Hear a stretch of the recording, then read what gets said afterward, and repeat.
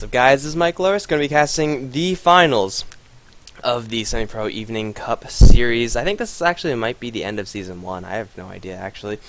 But we have the end. It is 2 o'clock. I am freaking tired. I have been doing this for a long time today. 5, 6, 7, let's say 6 hours with a 1 hour break in total.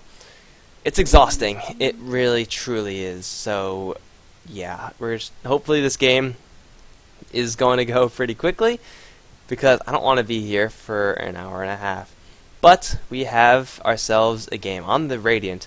We are going to have the hot hands guys, whatever. I don't even, my brain is totally freaking dead right now. It's not good. It really isn't. Hot hands. So they have hot hands or something. And Earn Real Tangos is going to be on the Dire. First picking the Faithless Void. We've been seeing this quite a bit, at least in this iteration of SECS. I didn't go to the last one, so how am I supposed to know about the last one? Looking at the bans, they're actually pretty normal. Tide Hunter getting high priority, and Sanking Disruptor. It looks like Hot Hands is going to go straight for what worked well for them last game. Disruptor into Sanking, and Earn Real Tangos. Gonna go with, once again, this Skywrath Mage that we've been seeing quite a bit. It's really good synergy with the Faceless Void. Once they both hit level 6, being able to drop that Mystic Flare down on someone and they just can't move, it's a beautiful thing. It really feels satisfying on top of that. So it's a pretty good combination, and, Faceless Void and Skywrath Mage, it's a high damage lane. It's not exactly a Lunar or Gyrocopter amounts of damage, but as far as Faceless Void lanes are concerned, getting that Skywrath Mage to, give Faceless Void a little bit more damage, try to burst people down, you wouldn't think it's a thing, but it's actually working. It actually works decently well. We've been seeing a lot of roaming or pseudo-roaming Skywrath Mages from Flying Zebra, and it's been working really, really well. This is also a best of 1, so thank God I don't have to cast up to 3 of these games. I think I would not be able to. That would last until 4 or 5 o'clock, and I'm not going to do that. But we have ourselves a little bit of a makings of a large AoE combination. Sand King as well as Disruptor worked really well for the Hot Hand side last game. Got their AoE combo together, but I think it was really the Tide and the Weaver that held that entire thing together, and now Weaver is banned out. So Earn Real Tangos, I'm sure they saw the last game. It was the only game that was being played, and they're still here, so I'm sure they saw it. They know what to do. I think a Silencer would have been pretty good for them to pick up, but Silencer would have been dangerous from both ends. Global Silence when Faceless Void jumps in, anything like that, it's a dangerous skill. And Global Silence after Disruptor or Sand King start to go in. Lots of big AoE ultimates being eliminated, but Brewmaster is still on the table, and as is Centaur, so gonna give Sand King a little bit of an easier in to get his Burrow Strike on once the Centaur hits level 6. But I'm expecting to see a Brewmaster here, really from either side. They would both really do well with it.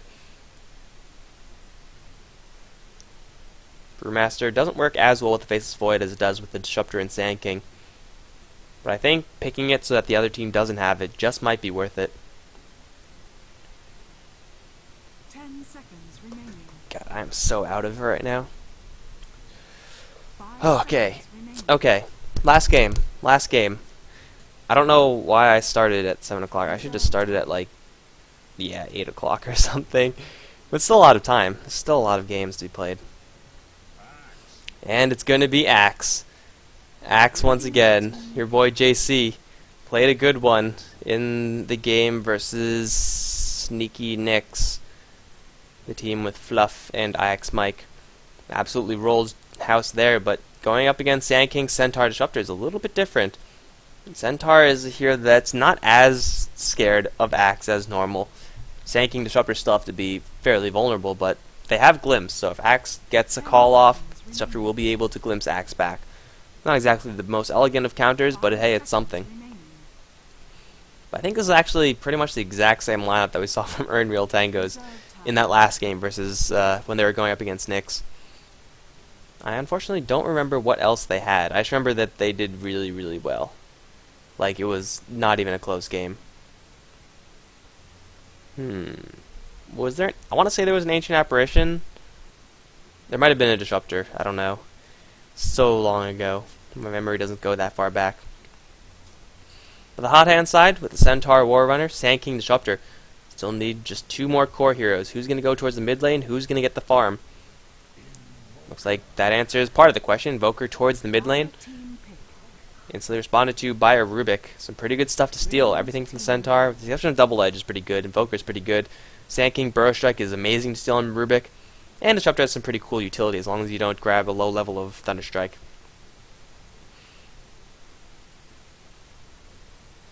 Rubik can be the secondary support for Earn Real Tangos. Expect to see the Faceless Void once again go down towards the bottom lane. It might go up against a 1v3 lane, but the pressure that the other lanes are going to be providing is going to help him out just by forcing the supports to leave the lane. And then at that point, Faceless Void versus whatever hero that the Hot Hands want to pick up for their last pick right now gets to be a little bit more manageable for the Earn Real Tango side. They know that their Invoker is most likely going to go towards the mid lane unless there's a real curveball from the Hot Hand side. So they do have that knowledge. They can play around that.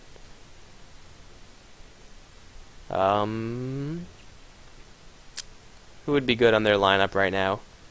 And they have ways of getting in, especially once Axe gets his Blink Dagger. They'll have Blink Chrono, or Time Walk Chrono. They don't really need an Initiator.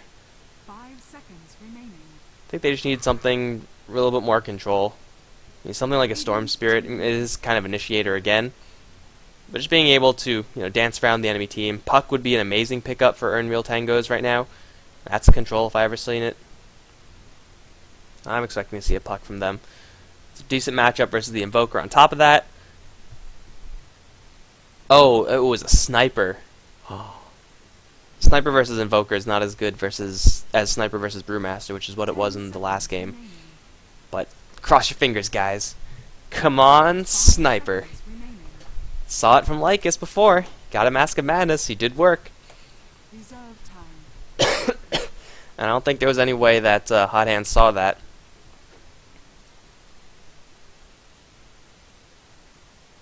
So that is actually pretty possible, I think. Maybe the fact that there is a different lane matchup is going to dissuade them from doing it. But hey, it's good enough. It's good enough. Just go for it. Last core hero of the Hot Hand side is going to be that Viper. So Viper and Invoker now potentially swapping the primary farm lanes, although it's most likely going to be an Invoker with a Viper farming. Hopefully going to get a little bit of lockdown.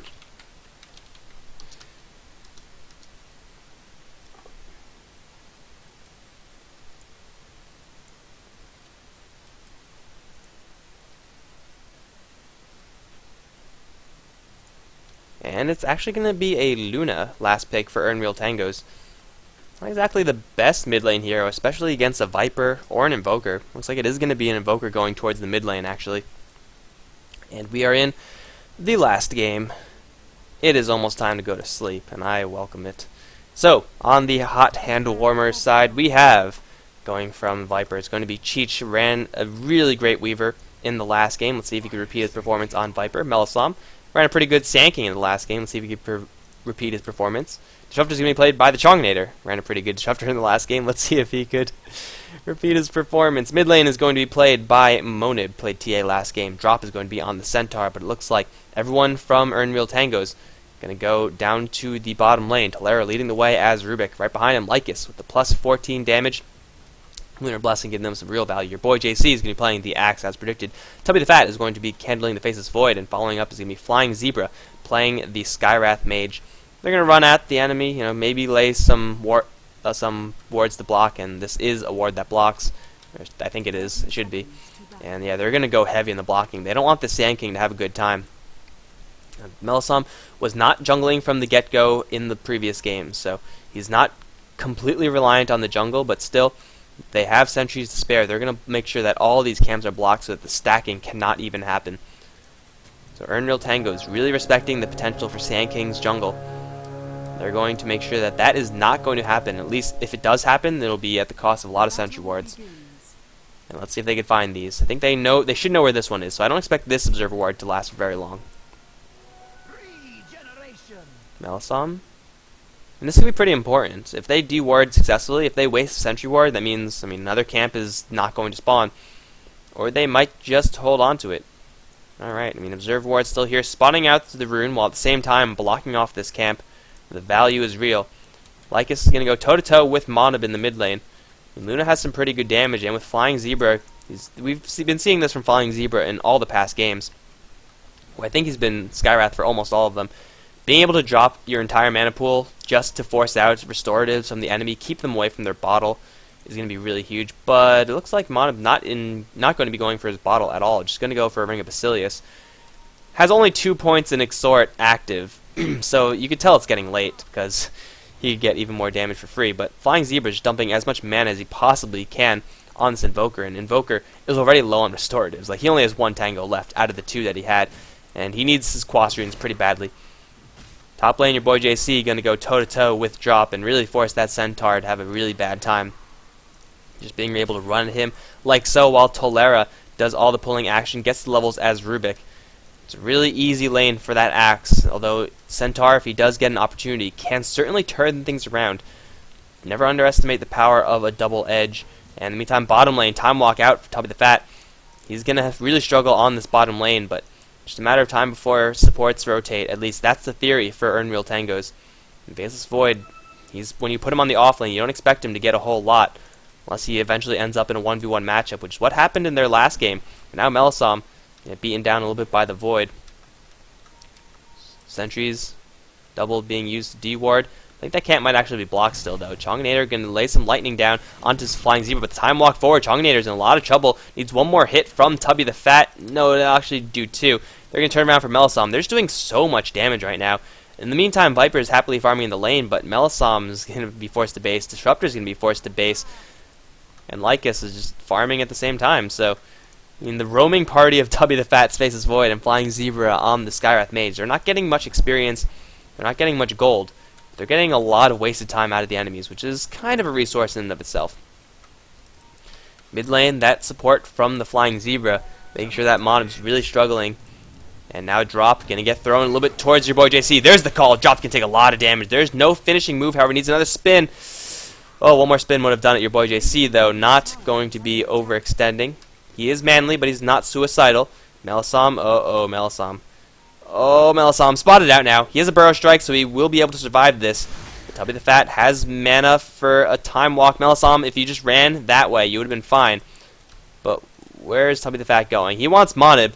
Is this going to actually happen? Time walk? Womp him. Cold Snap, not going to do it. Faceless Void, the roaming Faceless Void, draws first blood and dies. But that's fine, because he got first blood. The value is there. And it's a lot more than he would have gotten if he stayed on the bottom lane versus a Viper. Really, you cannot stand 1v1 in a lane as Void against a Viper. That will not work. Although Tubby the Fat is determined to make it happen. And, when you backtrack everything, that kind of helps. It definitely helps. Lycus doing pretty well in the mid lane. 21 for 8 versus Monib's 3. Oh, wow. Monib's really struggling hard in this lane. He has only a couple of points in Quas, but Lycus with the plus damage from level 2 Lunar Blessing, making these last hits so much easier. Now, normally the way this lane works is that early, and by early I mean levels 1 through 5, this lane is dominated by Luna. But then Invoker gets to that same point, 1 through 5, and then he has all the Exhort that he needs to right-click really easily, and then he catches up. But that's not happening this game, because Exhort is getting, Invoker is getting denied heavily in this lane. Level 5 versus level 4, and, well, Tubby the Fat just denying resources left and right. Urnreal Tangos are really putting up a good showing here. It's only 4 minutes in the game and it's 1-1, but they're getting value on Tubby the Fat. They're locking down Monib. Tubby the Fat doesn't have a Chronosphere just yet.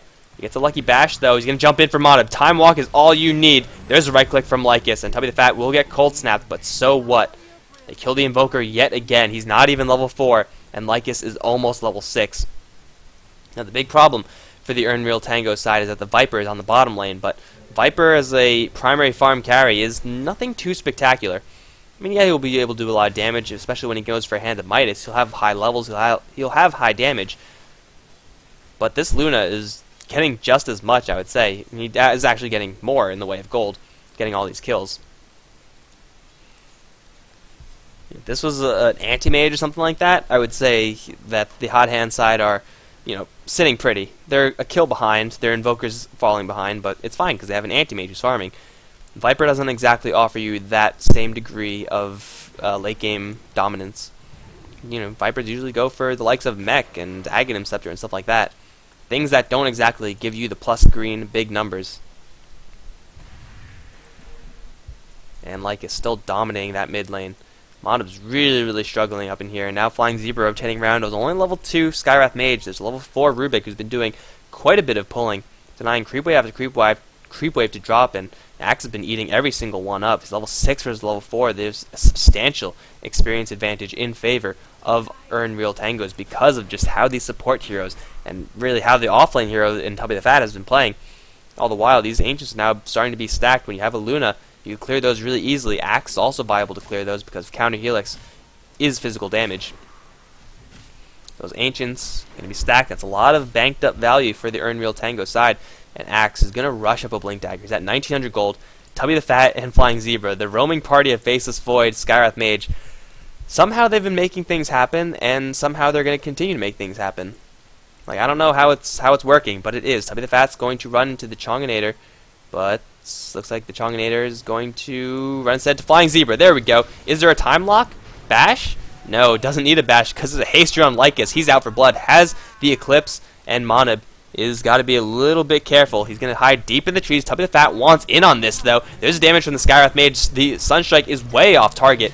And Flying Zebra is going to steal that kill away. Cheech is going to come in, lay some poison damage to Tubby the Fat, but it's only level 1 poison attack. The slow is not that much. Eclipse is still available. So Cheech, if he gets a little bit too overconfident, he could go down in the end. Flying Zebra going to try to deny himself to Ancients. Won't happen. The Thunderstrike does take the last hit, but Lycus still in the area. Still does have the Eclipse. However, both of them get caught with the Hoof Stomp. There is a Chronosphere. There is an Eclipse. Drop is going to instantly drop. And now Chonginator is also going to die shortly after. Monib with Cheech right behind him, going to try to kill off Tubby the Fat, who's completely out of mana.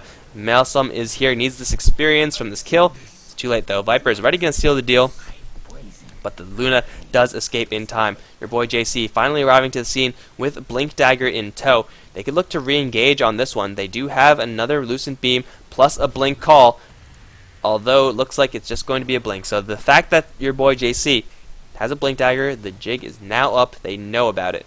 Question is, will it matter? And with a 63 advantage, pretty substantial in the gold and experience lead. This Blink Dagger on Axe, even if it is known about, he's still going to get caught. Monib, let's see how many chops, swings there are. Well, there's only the one that matters. The Culling Blade drops. No counter helixes because screw that, you don't need that shit. They're going to go for the tower. Tubby the Fat doesn't have a Chronosphere for another minute. And the aggro gets pulled off due to that lightning. So it looks like this push is actually going to struggle for a little bit. Real Tangos, they don't really have the best pushing lineup. They just have a really good lineup at killing things. So what they have to do is wait for their cooldowns and then go kill things. And it looks like they have their sights set on the bottom lane, Lycus. If he gets Glimpse back, he could be in a world of hurt, but the Glimpse isn't really a high level. In fact, it's only level 1. So that's not a threat at all. And Monib, he's going to move up to the top lane, try to get some experience, but at this point, even the Rubik could really put some hurt on this Invoker. With a level 1 advantage, although not if he gets Sunstruck. There's the Cold Snap follow-up, and it looks like this Rubik is going to get some Levitate action, going to spawn some Forward Spirits. He will go down solo to this Invoker up on top side. However, in the meantime, here comes Lycus. With Beam, I don't really think he could do it. He might be able to do it. Yeah, this Luna's doing a lot of damage.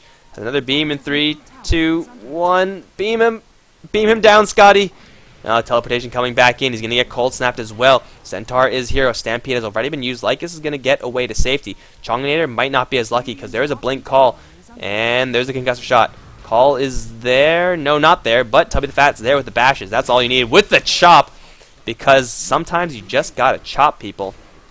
Your boy JC going to seal the deal on that Disruptor. 4-8 now. The advantage is Chronosphere still up. And Rubik does get the opportunity to steal the guaranteed Viper Strike. If you're going to spell steal a Viper, you are going to be stealing Viper Strike all the time, as long as Viper has casted it in the game. Nothing else you could steal. So that's pretty sweet. It's a good ultimate. It really is. I remember the first time I got hit with a Viper Strike, I was like, what the fuck? It's like Shadow Strike from the Warden, except it does full damage on every tick. That shit's imba. And I was right. And I was right. But the first tower of the game does drop. Tubby the Fat getting quite a bit of golden experience. This roaming pseudo off-lane faces Void. And you wouldn't believe me if I told you it would work, but hey, it's working. And your boy JC, uh-oh, he sees a sandstorm. He's going to go in on this because he's a man. He doesn't take your shit. No, he's not going to go in. That could have worked really well. Blink into a call with those skeletons there, extra spins. Cheech, is that going to be where he's going to go in? There's observe rewards from both sides, though, so there's no real surprises here. There's the levitate, though, onto Cheech, and a blink call onto 2. The spins, are they going to happen? No, they're not because of the Chronosphere. What got stolen? It's going to be a Burrow Strike. That's going to be instantly followed up onto no one. Instantly, the Faceless Void is down, and now Tolera's got to make a break for it. He does have a Burrow Strike. He can get down to low ground, but not if he runs out of mana. Your boy JC is back in this fight, though. Gonna chop 1, gonna chop 2, gonna look for the 3rd. Chonginator gonna be forced to use his Magic Wand charge as he runs away, but Flying Zebra is gonna cut him off. Chonginator is gonna be the 3rd head on the chopping block as your boy JC is gonna cash in real big with his ultimate. 5-0-1 in this axe. Finding heads left, right, and center, all the while Lycus up on top lane with a little bit of lifesteal, a little bit of Yasha action. Going to be pressuring Monim as much as he can. He's level 10 Luna versus level 7 Invoker. And Tubby the Fat, though he did go down, it's not the biggest loss in the world. It's an off-lane Void. It's not exactly the hero that you're relying on in this particular game. It's mostly a pure utility Void, which is why we see him going for the Aghanim Scepter. Lower the cooldown of this ultimate to a minute, and then you could look for those kills consistently. Skywrath Mage backing him up with the Mystic Flare. They're going to look to go for Melsum. Can they silence him? Jump forward. Short Burrow Strike out. Sand King does survive as there is no True Sight here, so they needed, I don't know, they needed a silence to land first. Or a Miracle Bash. But hey, Tubby the Fat, he's been playing well. I think he deserves a Miracle Bash. Sometimes you just deserve a Miracle Bash, guys. Mid lane, your boy JC looking for an opportunity perhaps. He has supports waiting in the wings. Unknowns to them, though, they're completely spotted out, so Tubby the Fat's got to be a little bit careful. Because here comes the Viper. He's going to time walk out, has a TP scroll, and he probably should use it, but I think it's a little bit too late. He's going to go down. Flying Zebra's going to try to kill off Melisam. That's not going to happen. Burrow Strike is going to whiff. Flying Zebra will get glimpsed back right into the clutches of Cheech. This is a dead Flying Zebra if I ever saw one. Tubby the Fat still in the area. Does have a Chronosphere armed and ready. But, oh, your boy JC is here as well. They see Cheech. Going for a Viper all alone like this with an axe is a little bit sketchy. Axe is going to back off. Everyone's going to back off. Except for Tubby the Fat, he's in an awkward position. He can't back off. Lycus up on top lane. Still pushing that tower.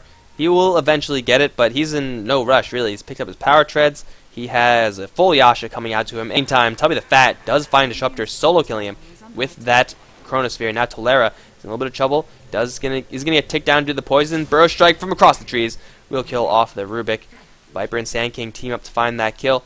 But Tubby the Fat and they're gonna go for Roshan. They need the Luna here, and Luna kind of wants to push the top tower, though the top tower will be denied. It should be denied. Hope it's denied. Your boy JC can jump right in for Cheech. The Mystic Flare plus the Culling Blade. That's a dead Viper. He did not know what hit him. And now Roshan is going to be the next target. Lycus with that small bit of lifesteal with a double damage rune is going to be able to clear this. Won't be the safest Roshan, but at the same time I don't think there's going to be any reaction from the hot hands, so they have all the time in the world. Lycus lifestealing like a boss. Your boy JC up on the sidelines with now a Blink Force. This axe is going to be sliding all around, and this Roshan dropping kind of slowly, but I mean, Lycus is still pretty healthy, so as long as there's no reaction from the hot hand side, they should be fine to do this. Rubik now has a Blink Dagger, Tubby the Fat, well on his way to his Aghanims. Add some much needed time lock health for Lycus. And Roshan is going to go down. Aegis on the deck, being picked up by Luna. Then I think they want to make a straight push after that. I mean, with this type of team comp, you can't really force fights, you just got to take them as they come. But finding a Viper Strike, that's a great way to start. Tolera, though, will get tagged with poison. Got to drop all the damage before you go down, because you're going to go down. Viper getting protected pretty heavily by his corrosive skin. 25 magic resistance extras, no joke. So, turns out Viper is really good against Viper, guys. Write that down. However, he's still vulnerable to the physical of Axe. Solera getting caught out a little bit too much. I really don't know what he's doing there, quite frankly. But top lane, teleportation is in, coming to help Lycus. There's the call. Lycus is going to survive for a little bit longer. The Forge Spirits won't be able to kill. Here comes Drop with the double edge. But that is only the Aegis, because now your boy JC has a Force Staff, has another call. You're not going anywhere, Drop. Lucent Beam to seal the deal? No, it's going to be another Culling Blade. Drop is going to die once again. They take off the Aegis in exchange for 2 heroes. Not worth it. Not worth it at all. Luna now completing her Helmet Dominator and her Yasha. And Sky. That is the Chronosphere Mystic Flare combination that I was talking about during the draft. It's an effective combo, and you could have as much magic resistance as you want. It won't be enough because Mystic Flare is that strong. Yeah, Luna is getting some pretty decent farm. 306 in even 100 CS. 16 minutes into the game. This tier 2 tower is going to be the next target, and it should be a very easy one for the Unreal Tangos to pick up. Fortification will slow them down, but that's all it's going to do. Faceless Void is 1 Ogre Club away from his Aghanim Scepter. Should have that up by the time... Yeah, he's going to have that up right now, in fact, with the tower destruction. So we have that up by the time the next Chronosphere is available to use. They've cleaned out all the tier 1 towers. They can start looking for some tier 2s, I think. They're definitely powerful enough. What they need to do first is, of course, get the Aghanim Scepter up on the Faceless Void. That's priority number 1. Priority number 2 is to get kills. Just like this. The hunting squad is out for blood. Are they going to find the Viper? They are going to head towards the Viper. They're going to find the Chonginator. Poor guy. He never saw it coming. There's the big chop. Talara going to try to steal a spell. Will get the Viper Strike. Kill Surprise. Level 2 Viper Strike. But they get a free kill on the Disruptor. Not the highest priority kill. But they do now have the Aghanim Scepter up. In 30 seconds it will be available. At the same time, Lycus in the bottom lane, pushing that out. This tower will slowly get chipped down. It's already down to half HP from a previous push. And Lycus is pretty much doing this without any fear of anything. So he's feeling pretty comfortable on this bottom lane. Really, Blink Dagger Centaur is something to be scared of, but it's a level 8 Centaur versus level 14 Luna. The amount of lead that Unreal Tangos have right now is absolutely astounding, especially if Cheech gets caught out. He's going to get silenced. Chronosphere with the Mystic Flare. Epicenter's going to come in, but Tubby the Fat's going to book it away from that. Drop is also going to die really quickly. There's the ultimate from the Disruptor getting locked down. Lycus, there's no Aegis this time to save him. He might die. He's going to get Sunstruck. There he goes. In the meantime, Tubby the Fat's going to time walk away from that fight. Your boy JC still in the middle of this fight. There's the first chop of the fight, but second kill. Boy JC is going to retreat for now, going to get a little bit more restorative, but there's a lot of creeps here. He's definitely thinking about rejoining this fight. He's going to blink in for a call. There he is, going to catch Cheech. Do they have enough damage to bring him down with the Blade Mail? They definitely do. Chop him down. That's going to be 2. But he does go down in exchange. What's stolen by the Rubik? Only be a Cold Snap. Not too useful. Needs a Blink Dagger. Blink out. He's going to be perfectly fine, as everyone... No! The Sunstrike is not going to be backtracked or anything. Level 1 backtrack. He gets Sunstruck. It's a double kill for Monib. And Unreal Tangos, they get the tower at the price of a pretty good team fight. So, you know, can't really say that that fight went too poorly for them. Rubik is going to fall back to the base after picking up his Arcane Boots. He's getting some pretty big items. Let's take a quick look at all the items, in fact. And a minus on Viper for a mech. You can see how much Cheech is not mattering in these fights. Although they are Unreal Tangos really taking the fights very aggressively to the Hot Hands side of the map. Blink Dagger from Sand King being used to kind of anti-synergy, or very good synergy with the enemy's Chronosphere. Monib's picked up his Force Staff. He has a lot of Exhort. He's doing a lot of damage now, but definitely recovering. Landing those Sunstrikes, getting those Forge Spirits up. Drop doesn't have much, neither does the Disruptor. And Lycus, he's farming well on his way towards BKB. Once he has that, I don't really know if there's anything that the Radiant team could do to kill him. Aside from catch him out with a stun. Blink Burrow Strike is hard to dodge. But you know what else is hard to dodge? This. Like, good luck dodging that. Yeah. And that could happen in the next minute as well. That's terrifying. That truly is.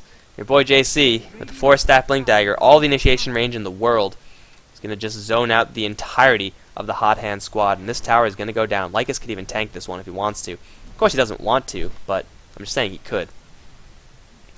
Tower's going to go down, and your boy JC up on the front lines. They're going to take this one out. They could even slide to the mid lane, do the exact same thing there.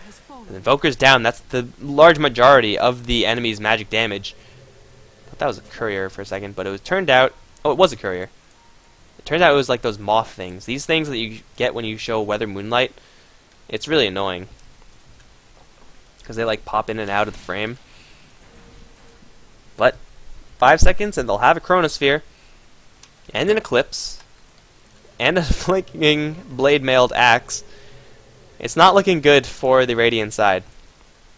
What they need to do is take a really good fight off a really good stomp, but when they're the ones getting initiated upon, that's not going to happen, because they're going to find Drop instantly silencing him. Can they bring him down with the Lucent Beam doing so much damage? Drop will barely escape with his life. Your boy JC not going to jump into that Static Storm. He is going to jump in soon. However, the Eclipse has already been used. There's a Chronosphere. Going to catch 3 with the Mystic Flare, catching 2 on top of that. Epicenter is going to come in, but it's not doing anything because that's not doing anything. Interrupted by Rubik, I assume.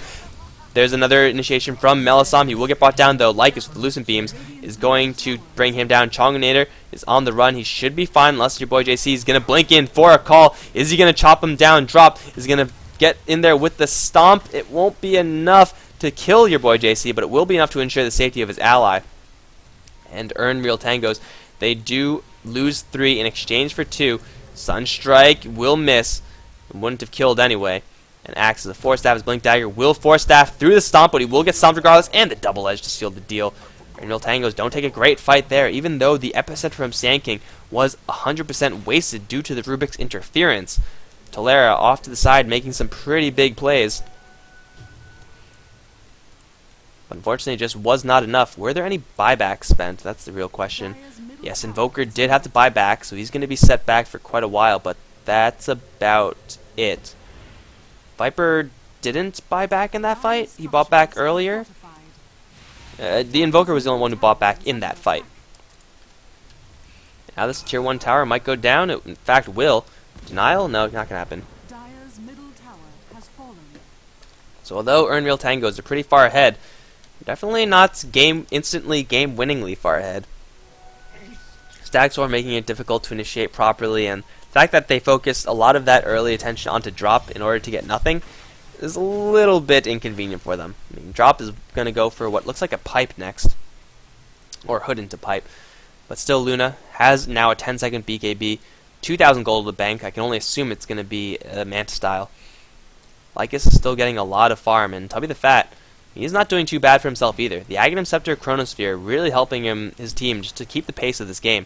They go for this mid-tier 2 tower. It's the last tier 2 tower they have left. Roshan going to be up very shortly, though, so I think that's going to be a little bit of a higher priority. And yeah, Roshan will be up in mere seconds. But who knows how many? Nobody knows that many. Mere seconds, I was right.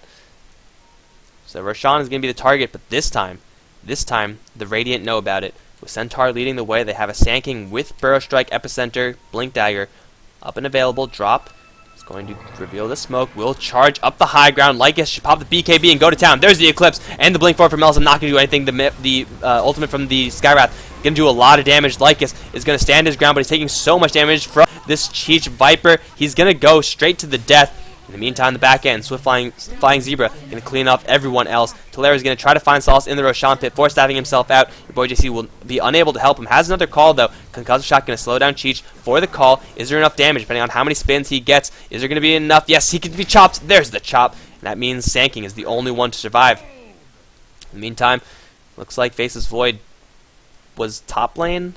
Okay, so that was a 4v5, so that was, all things considered, could have gone a lot worse for the Earn Real Tango side. Axe going to blindly go into the trees. Unfortunately, whiff. What are you going to do? Because, well, Tubby the Fat's back in this lane. So they could look to put some damage on this tower. I don't know if they'll have enough to kill it.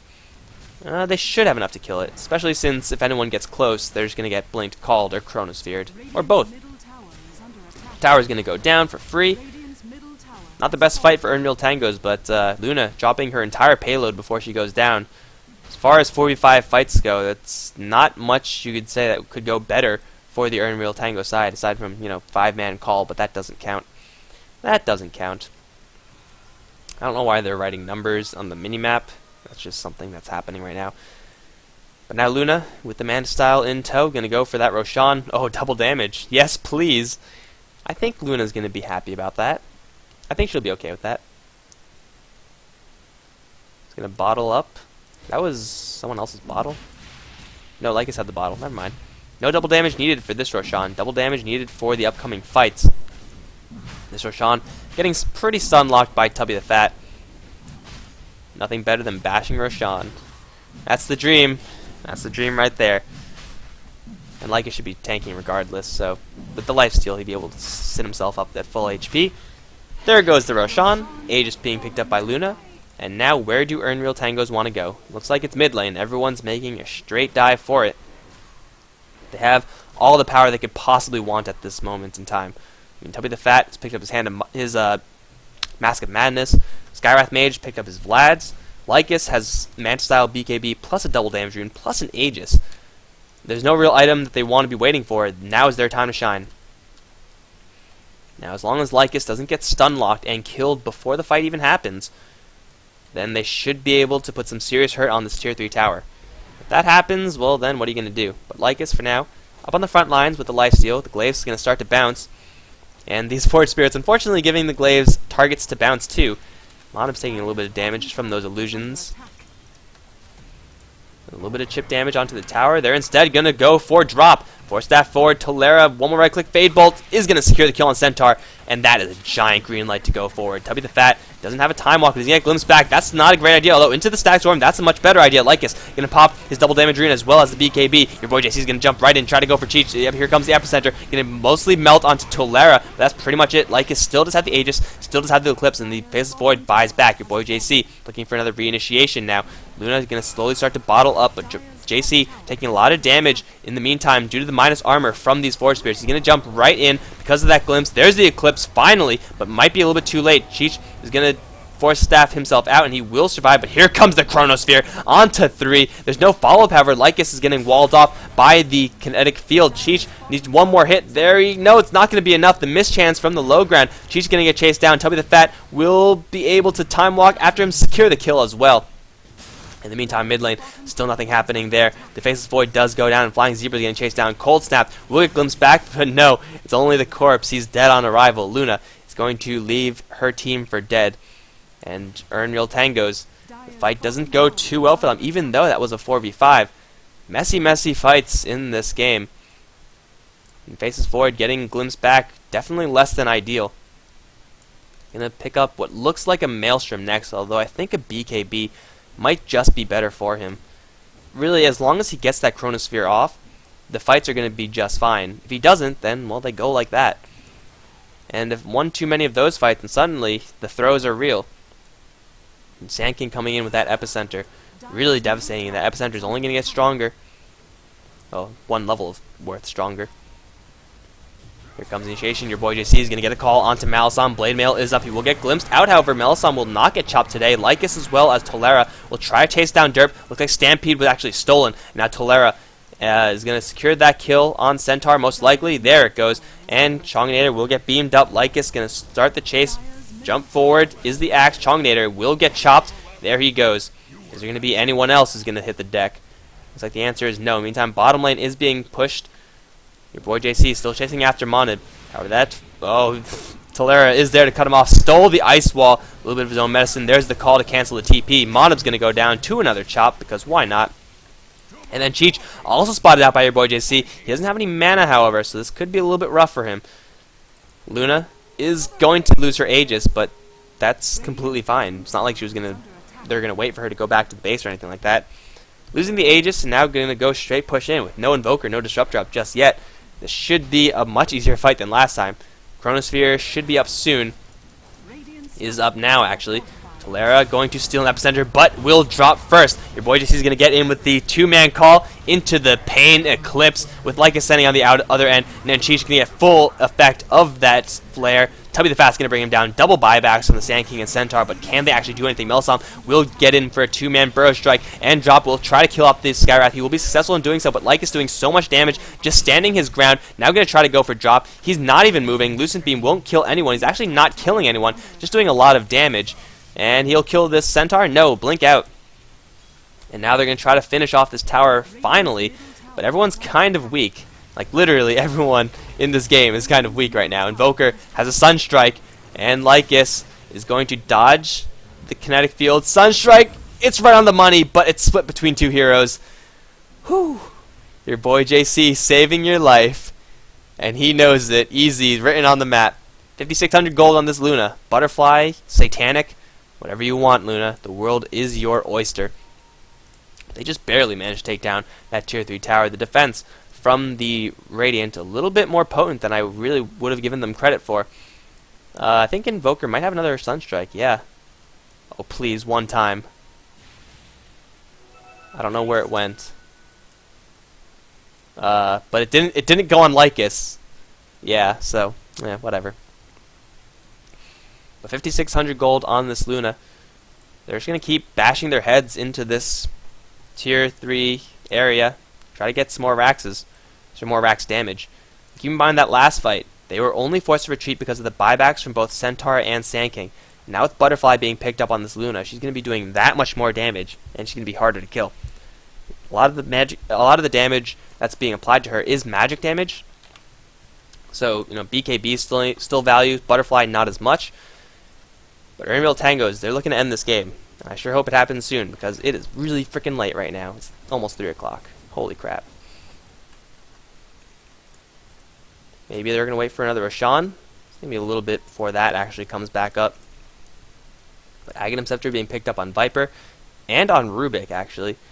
He'll be able to Aghanim's a Disruptor ultimate, a Invoker. No, you don't. That doesn't happen on Invoker. A Sand King, and well, that would happen on Viper. So yeah, there's some pretty good skills to steal, but I would rather have seen him pick up something like a Pipe for his team or something like that. I'm not a huge fan of Aghanim Scepter on Rubik, though it does make Spell Steal have a really low cooldown. 5 seconds is no joke. So he could possibly steal a whole bunch of things, but he's always getting caught, so it's like, is that even worth it? I don't know. Your boy JC looking for initiation. There's a Stampede, but instantly 3-man called with the Mystic Flare on top of that, and the Chronosphere. Instantly, Disruptor is down. Moniv's going to get slowly beaten down. Cheech can get thrown into the Chronosphere. In fact, where's the Luna? Not even in this fight. Not even freaking needed. Cheech is on the run. He's going to go down, and GG has been called. Ladies and gentlemen, Earn Real Tangos going to win the $200, going to win SECS this iteration, and that is going to be it. Thank you guys so much for watching. The game is going to be ending, and I am going to call it. All these VODs will be on my YouTube channel, youtube.com/MikeLorisGaming, and if you did enjoy the cast, then be sure to follow the stream, Twitter, and Twitch, both Mike Loris. So thanks for watching, guys. I hope you enjoyed it. I'll see you guys